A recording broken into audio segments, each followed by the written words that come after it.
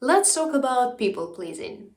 A very important topic, and a lot of people struggle with it, myself included. Yet, whenever you go on the internet to search for some practical tips, the information that you usually find is rather vague. A typical piece of advice would go as, Just stand up for boundaries, bro. yeah, that helps. I think it's time we change this narrative. I would like to share my story on what helps me recover from people pleasing, and hopefully, it will encourage others to do the same. Together, we can populate a so called playbook of healing. Without further ado, let's get started. As a background, I've been on my own healing journey for a few years now. And as I was learning about my own shortcomings and limitations, I started realizing that I'm too afraid of disappointing others. By itself, there is nothing wrong with being a nice and agreeable person. If anything, the world would only benefit from more people like this. However, in my case, it would get to the point where I would say yes when I felt no, and vice versa. Standing up for my boundaries was a huge issue for me. I tried using some conventional methods like meditation or reading. As you might guess, it never worked. Then last year, I picked up a resistance training. Before you're gonna say anything, yes, in my case, it is a story about the perks of exercise. However, the whole point might be not as obvious, so bear with me. Initially, the main reason for me to start exercising was that I had been struggling with irritated bowel syndrome. I had read that it helps with reducing or sometimes fully eliminating the symptoms.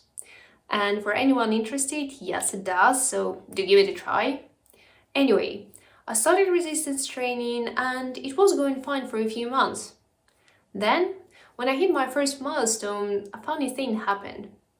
I just couldn't bring myself to exercising anymore. My whole body would spiral into this panic mode as soon as I approached the weights. My head would get dizzy, my heart was pounding, my hands would get clammy. Even though intellectually I knew that the weight wasn't heavy at all, my body didn't. And I would be lying if I said that I wasn't familiar with this feeling. In fact, this was the feeling that I had been trying to avoid my entire life, the feeling of discomfort. And yes, the setting was different, but the feeling was the same. I guess the fact that my health was at stake really helped me pull myself together. I decided to push through these feelings. I finished my exercise and nothing weird happened. I noticed that I didn't hurt myself, I didn't damage anything, and I was thinking to myself, oh, okay, I guess I can do that. And that was a point of no return. I kept on increasing weights, I kept on pushing through. The more I was doing it, the more confident I felt. And this was not the confidence coming from the mind, but rather an embodied feeling. In my muscles, in my joints, I felt that I've got it. I can do that. Now, circling back to the whole point of standing up for boundaries, I have to say that it's still pretty much a work in progress for me. I still tend to avoid conflict sometimes, but it has got so much better. I'm much more comfortable these days at saying no, at arguing with my partner. I even ask for a raise, and mind you, asking for a raise is something that the past me would never ever do. I was conditioned to believe that you never ask for things that you want, you just hint at them. Constant exposure to the feelings of discomfort made me realize that it wasn't as scary as I deemed it to be.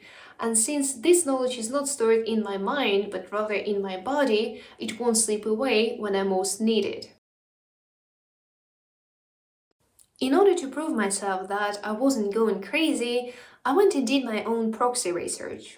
So we have sympathetic nervous system, otherwise known as fight or flight response, and we have parasympathetic nervous system, which is responsible for eating and digestion.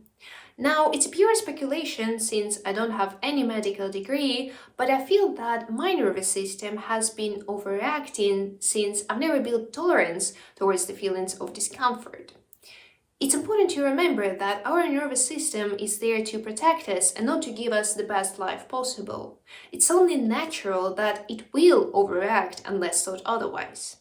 So, does it mean we all have to pick up resistance training? No. For me, resistance training was and remains the main thing that helps me build confidence around the feelings of discomfort. For you, it can be running, stretching, picking up a new skill. It can be resistance training as well, so by all means, do give it a try. The main point here, however, is to release these emotions from your body. When it comes to people pleasing or any other form of coping mechanism, there is no healing until we treat our mind and body as two separate entities. Healing only happens when we begin to become whole again. So, is this just another vague piece of advice? Not really. While I can't guarantee you that resistance training will make you stand up for your boundaries better, I can definitely say that building this confidence from within will help you get rid of people pleasing. Let me know if you've ever tried the embodied approach or if you have any other tips on recovering from people pleasing.